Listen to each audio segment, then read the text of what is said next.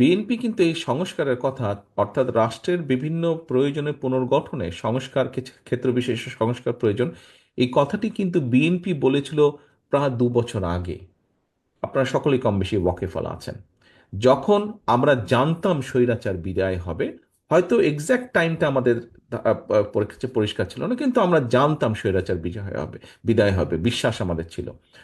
2 বছর আগে তখনও স্বৈরাচার এই দেশে আছে। স্বৈরাচারী কায়দায়, এই যে আজকে যে পলাতক স্বৈরাচার, স্বৈরাচারী কায়দায় সে দেশের মানুষকে কষ্ট দিচ্ছে। সেই সময় আমরা দিয়েছিলাম। আমরা দেখছি অনেকে খুব রিসেন্টলি কথা বলছে কেন আমরা সেই সময় দিয়েছিলাম। কারণ বিএনপি সবসময় দেশ এবং দেশের মানুষকে নিয়ে চিন্তা করে বলেই কিন্তু 2 বছর আগে, যখন অনেকেই বিশ্বাস করতে চাইতো না যে স্বৈরাচার বিদায় হবে, আমরা সেই সময় এটা দিয়েছি। পরবর্তীতে তখন আমরা প্রথমে দিয়েছিলাম 27 দফা, পরবর্তীতে এটা 31 দফা হয়েছে। কারণ আমাদের সাথে যে সকল দল, গণতান্ত্রিক দল স্বৈরাচার আন্দোলনে ভূমিকা পালন করেছেন, তাদেরও কিছু কিছু মতামত ছিল, সেই মতামতগুলোকে আমরা এটার মধ্যে ইনক্লুড করেছি পরবর্তীতে, এবং পরবর্তীতে সেটি 31 দফা হয়েছে। এখন প্রিয় সহকর্মীবৃন্দ, আজকে 650 মানুষ আপনারা এখানে সকাল থেকে বিকেল পর্যন্ত আপনারা এখানে আলোচনা করলেন, জানলেন, শুনলেন, বুঝলেন, সাথে নিয়ে যাচ্ছেন, আপনারা যা অর্জন করেছেন জেনে গেলেন। কিন্তু এটি তো শুধু এই ঘরে রাখার বিষয় নয়, বা ঘরে রাখলে তো চলবে না। আপনাদেরকে, আপনারা এখানে আজকে যারা উপস্থিত হয়েছেন, আপনারা কিন্তু প্রত্যেকেই বিএনপির প্রতিনিধি হিসেবে উপস্থিত হয়েছেন। আপনি সেটা ইউনিয়ন পর্যায়ে থেকে আসেন, জেলা, থানা, যে পর্যায়ে থেকে আপনি আসেন না কেন, আপনি বিএনপির একজন অ্যাম্বাসাডার হিসেবে এখানে উপস্থিত হয়েছেন। অর্থাৎ আপনি যখন ফিরে যাবেন, মানুষ কিন্তু আপনাকে চিনবে বিএনপির নেতা হিসেবে। এবং খুব স্বাভাবিকভাবে আপনার আশেপাশে পরিবারের অনেক সদস্য বা আপনার এলাকার মানুষ কিন্তু জানে আজকে আপনি এরকম একটা অনুষ্ঠানে এসেছেন। আপনি যাওয়ার পরে যারা আপনাকে আজকে পাবে, অথবা যারা আপনাকে সাথে আগামীকাল পরশু দেখাবে, আপনাকে কিন্তু জিজ্ঞেস করবে যে ভাই, 10 তারিখে যে আপনারা অনুষ্ঠানে গেলেন, কি হলো, আপনারা কি জানলেন, কি বুঝলেন। আপনাকে কিন্তু জিজ্ঞেস করবে আশেপাশের মানুষ আপনাকে। এখন সহকর্মীবৃন্দ, আপনাদের দায়িত্ব হচ্ছে, যেই কথাটি বলছিলাম, দয়া করে এটি আবদ্ধ রাখবেন না এই ঘরে। আজকে যে আপনারা জেনে গেলেন, আপনাদেরকে নিয়ে আমাদের এখানে বসার উদ্দেশ্য বা লক্ষ্যই হচ্ছে, আমরা কেন্দ্র থেকে আপনাদেরকে জানিয়েছি, এখন আপনাদেরকে এটা নিয়ে যেতে হবে পরবর্তী লেভেলে, এবং এইভাবে পরবর্তী লেভেলকে নিয়ে যেতে হবে তার পরবর্তী লেভেলে। কিন্তু এটিকে দেখভাল করতে হবে আপনাকে নজর রাখতে হবে, যাতে প্রান্তিক মানুষ, আজকে এখানে আমরা শ্রমিকদের নিয়ে কথা বলেছি, বিভিন্ন শ্রেণী পেশার শ্রমিকদেরকে নিয়ে কথা বলেছি, আমরা শিক্ষকদের নিয়ে কথা বলেছি, আমরা ছাত্রদের নিয়ে কথা বলেছি, আমরা মহিলাদেরকে নিয়ে কথা বলেছি, আমরা ডাক্তারদেরকে নিয়ে কথা বলেছি, এখান থেকে লয়াররা তাদের মতামত দিয়েছেন। অর্থাৎ সমাজের প্রায় সকল শ্রেণী পেশার মানুষের বিষয়ে আমরা আলোচনা করেছি আজকের এই সারাদিনের আলোচনায়। আপনাদেরকে এই মানুষগুলোর কাছে যেতে হবে, এই মানুষগুলোর কাছে পৌঁছে দিতে হবে যে এই হলো আমাদের 31 দফা, তার মধ্যে এই আছে। 31 দফার এরকম ছোট বই একটি আপনাদের প্রত্যেকেই দেওয়া হয়েছে। এই বইয়ের পিছনে কিন্তু অ্যাড্রেস আছে। অর্থাৎ এই 31 দফায় যে সবকিছু তা নয়। আমরা বারে বারে বলেছি, প্রতিবার বলেছি, 31 দফা কোনো ধর্মীয় গ্রন্থ নয় যে এটিকে কোনো রকম পরিবর্তন করা যাবে না। অবশ্যই কোনো প্রস্তাব যদি আসে, কোনো বিষয় যেটি বেটার হতে পারে, বেটার মনে হতে পারে, বেটার যেটির পসিবিলিটি আছে, আমরা অবশ্যই সেরকম প্রস্তাব গ্রহণ করব, এবং সেটি অনুযায়ী আমরা বাস্তবায়নের চেষ্টা করব আমাদের সুযোগ সুবিধা মতন।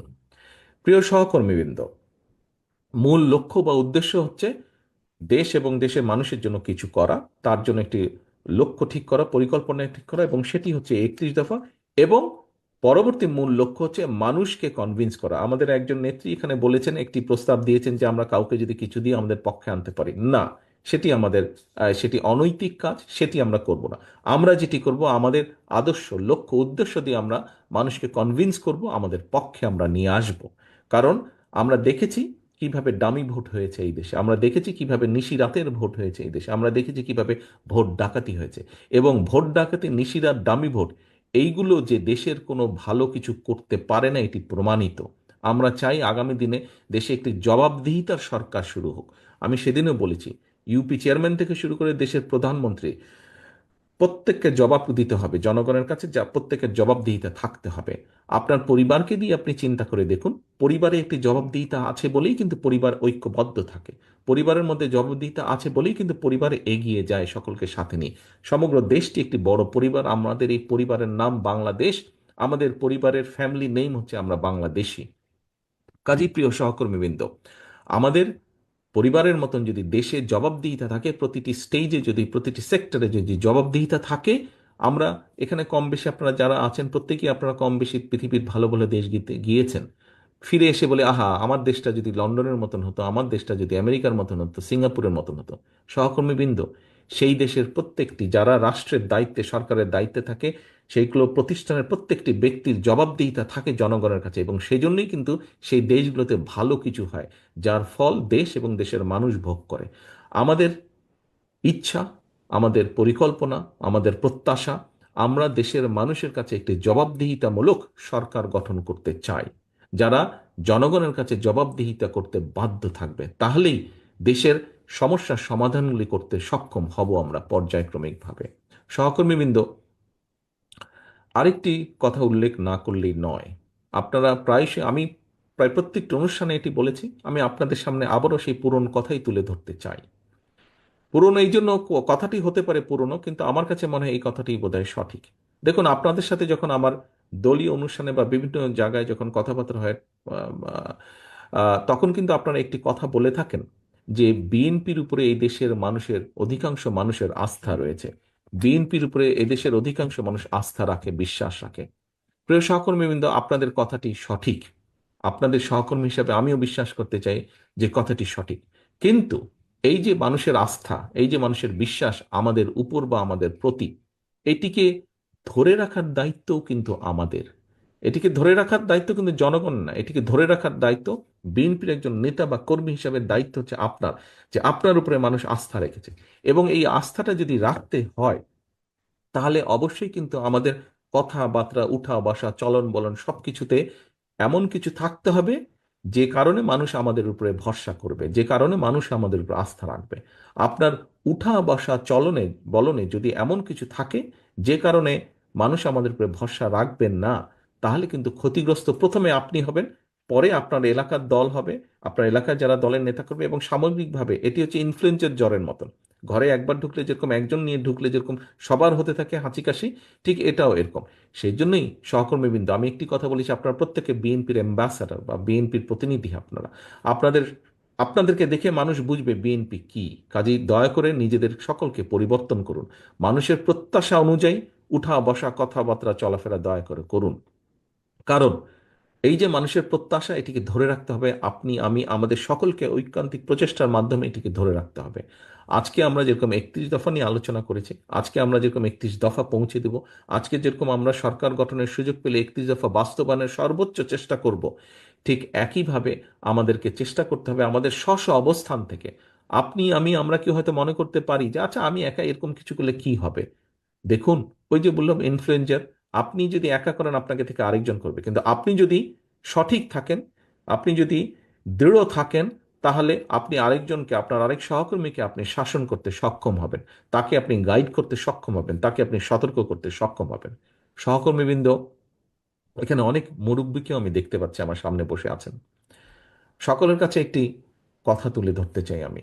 আমাদের বহু নেতা কর্মী, বহু সহকর্মী বিগত 15 বছরে গুম হয়েছে, খুন হয়েছে, অত্যাচারিত হয়েছে, নির্যাতিত হয়েছে, পঙ্গু হয়েছে অনেকে, বাড়িঘর ধ্বংস হয়ে গেছে অনেকের।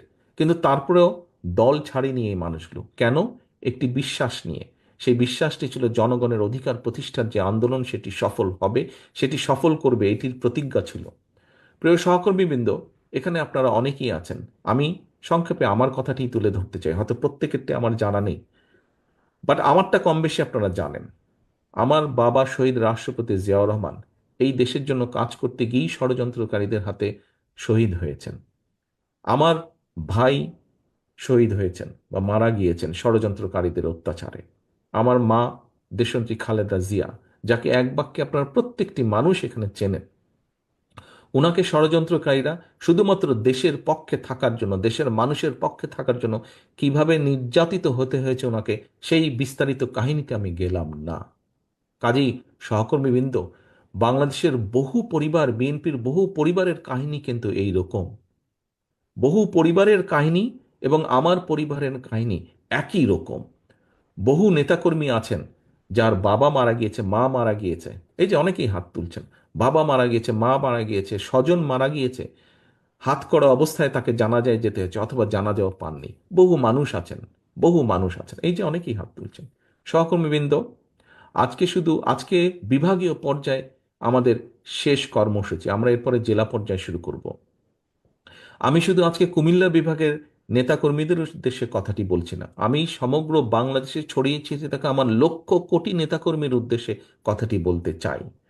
যেহেতু আপনারা বলছেন দেশের মানুষ বিএনপির উপর আস্থা রাখে, আসুন, বহু সময় নষ্ট হয়েছে, স্বৈরাচার অনেক কিছু ধ্বংস করে দিয়ে গেছে, এই দেশটাকে তারা ধ্বংস করে দিয়ে গেছে, এই দেশের মানুষের ভবিষ্যৎ তারা ধ্বংস করে দিতে চেয়েছিল।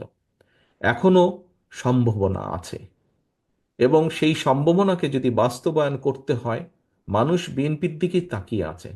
বিএনপি হিসাবে আসুন, আমরা মানুষের সেই প্রত্যাশা পূরণের জন্য আমাদের সর্বোচ্চ দিয়ে আমরা চেষ্টা করি। এই দেশের জনগণের অধিকার ফেরানোর জন্য আমাদের সহকর্মীরাই জীবন দিয়েছে, আপনাদের আরও মানুষ দিয়েছে, বাট আমাদের সহকর্মীদের সংখ্যা বেশি।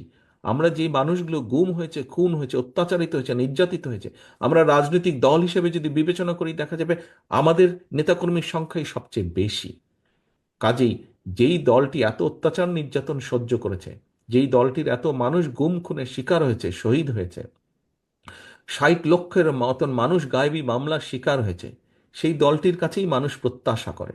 সেই দলটিরও উচিত সেই প্রত্যাশা পূরণের জন্য নিজেদেরকে প্রস্তুত করা। শুধু নিজের কথা ভাবলে হবে না, আসুন আমরা দেশ এবং মানুষের কথা ভাবি। আসুন, জীবনে বেঁচে থাকার জন্য যতটুকু আপনার প্রয়োজন আমরা ততটুকু করি, বাকি সময়টুকু আসুন আমরা মানুষ এবং দেশের জন্য ব্যয় করি।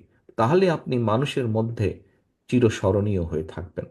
প্রিয় সহকর্মীবৃন্দ, আসুন আজকে আমাদের প্রত্যাশা হোক, আমাদের শপথ হোক, আমাদের প্রতিজ্ঞা হোক, জীবনের বাকি দিনগুলো আমরা চেষ্টা করব এই দেশের জন্য, দেশের মানুষের জন্য ভালো কিছু করার, ভালো কিছু করে চলে যাবার। সকলকে আন্তরিকভাবে ধন্যবাদ। সকলে সুস্থ থাকবেন, ভালো থাকবেন। আল্লাহ হাফেজ। বাংলাদেশ জিন্দাবাদ। বাংলাদেশ জাতীয়তাবাদী দল জিন্দাবাদ।